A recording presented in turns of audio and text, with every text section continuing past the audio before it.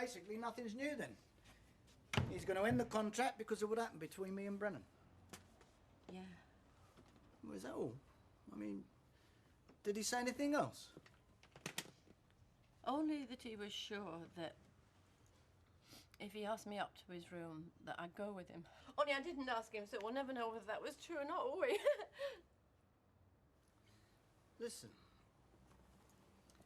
Isn't there something you're not telling me? No. Well, didn't he, try anything? He just completely and utterly humiliated me. He left me feeling very cheap and very nasty. How? What did he say?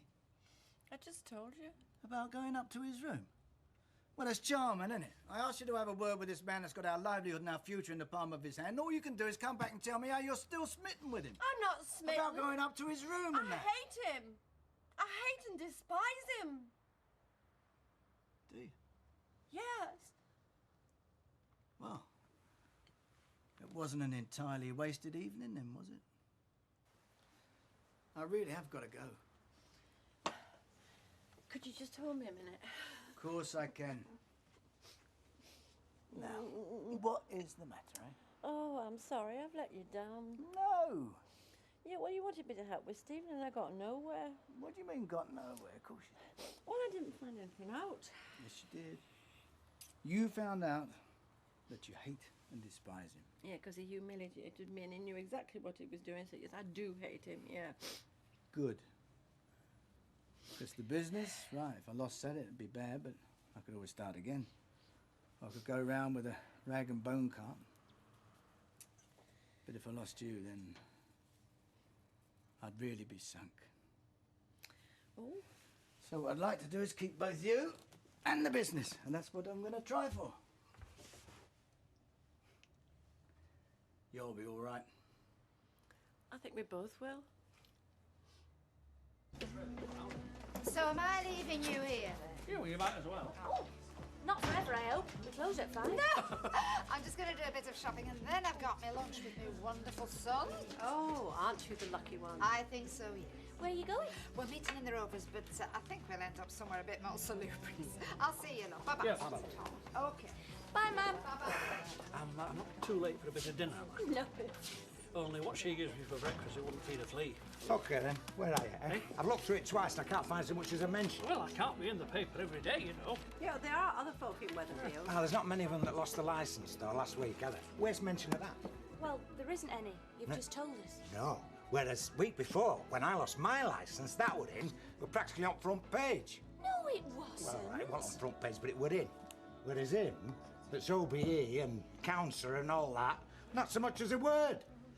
Well, if that isn't friends in high places, I'd like to know what is. There's a young man waiting for you over there. Thank you very much. Hey? Yeah. I say young, but he's not that young, which makes you wonder how old she is. What? No. Hi. Hey. Listen, I got your gin and tonic. Hope it's all right. You are the most understanding son a mother could wish for. And a menu so you can decide what you'd like.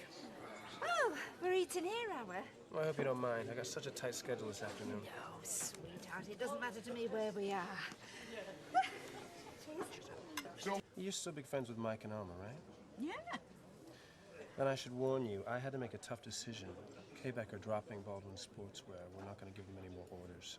Why? Yeah, that part's confidential. Do you know, that doesn't surprise me. No? I wouldn't trust Mike Baldwin as far as I could throw him. I thought when you took him on, I thought it'll end in tears. Well, I'm afraid it is doing. I had Alma around the hotel begging me to change my mind. And when you say begging, do you mean saying please or something else? I won't go into details. I see.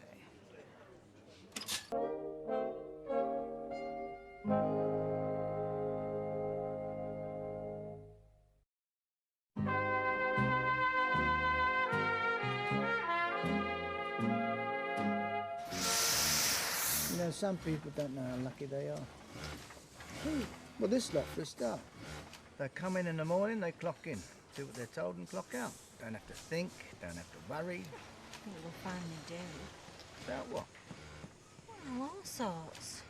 The families, the husbands, if they can pay the bills, whether they're going to be able to go on holiday or not. Oh, yeah, well, everyone's got those sort of worries, haven't they? Is something the matter? No. If anyone says there is, they're out through that door. Why? Someone said something. Oh, it was you just then. Oh, me. No, take no notice, I'm just philosophising. No, I think it's time we diversified. Made a little less of the Quebec and a bit more of other brands. And the sooner, the better. Well, you look a lot happier today. Well, nothing's changed. Must be getting used to it. You're still not going to tell me what it is? Afternoon. Oh, hi, Ma'am. I think Audrey might do that. Is there anything I can get for you, Mrs. Roberts? Only I'm in charge while these two ladies take the weight off their feet. Yeah, I'll have a cup of tea, Roy, please. If you'd like to take a seat. Have a nice lunch? Had a very instructive lunch. Oh, what's one of them? That's when you find out just how far some people will go to save their husband's business. I think I'll call it a day. You can manage okay, can't you, Gail? Yeah, of course I can. Hey, are you all right? Yeah, I'm just a bit tired, that's all. Well, you were out last night, weren't you, Alma? Visiting Stephen in his hotel. Pulling out all the stops, trying to persuade him to let Mike keep his contract. Let him keep it. Anyway, you don't need me, because Audrey will tell you all you want to know. In fact, I'm sure she's going to, whether you want to or not. Quebec have cut Mike's contract. Well, it was Stephen's decision, actually. Why? Well, he didn't tell me. Oh, come on. He's very discreet. Give him some credit. One tea. Thanks, Roy. On the house, is it? Yeah. Do you know, I must say, you can't have much self-respect, Alma, chasing after Stephen like that. Oh, please. No, come on, please. Come on, just tell me.